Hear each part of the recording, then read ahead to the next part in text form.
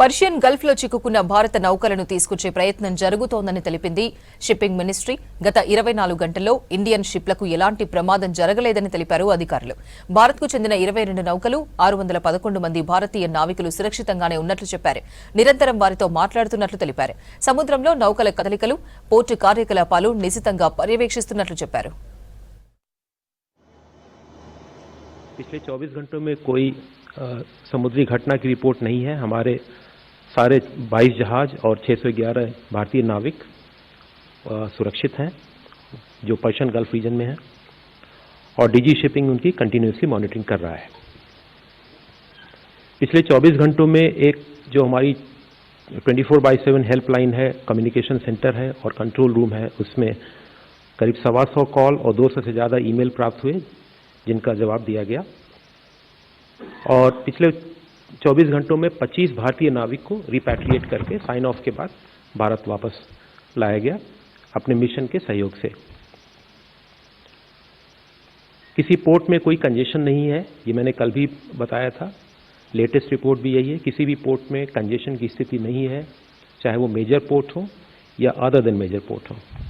State maritime board से भी मेरा आज सुबह संवाद हुआ है, और लगभग सभी ने, जितने लोग थे सभी ने, जो बड़े स्टेट हैं जिनकी बड़ी पोर्ट्स हैं, कहीं कंजेशन रिपोर्टेड नहीं है। मैंने कार्गो की आवाजाही और कार्गो संचालन की निगरानी में आपको पहले ही बताया था कि JNPA Nhava Sheva port, VO Chidambaranar port Tuticorin, Visakhapatnam port, Mundra और दीनदयाल पोर्ट कांडला ने जो कदम उठाए हैं उसके विषय में आपको अवगत कराया था। आज मैं आपको न्यू मैंगलोर पोर्ट के विषय में बता रहा हूं।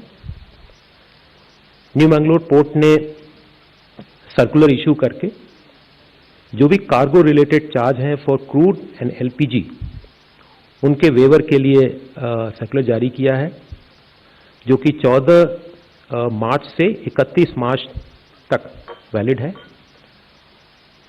Waiver of ground and reefer charges, जो रेफ्रिजरेटेड कंटेनर्स के चार्जेस होते हैं, has been provided for stranded export containers, और इसके अतिरिक्त, इसके अलावा करीब 3,500 स्क्वायर मीटर का एडिशनल कवर्ड शेड और करीब 76,000 स्क्वायर मीटर का open yard additional storage capacity के लिए ईयरमार्क किया है।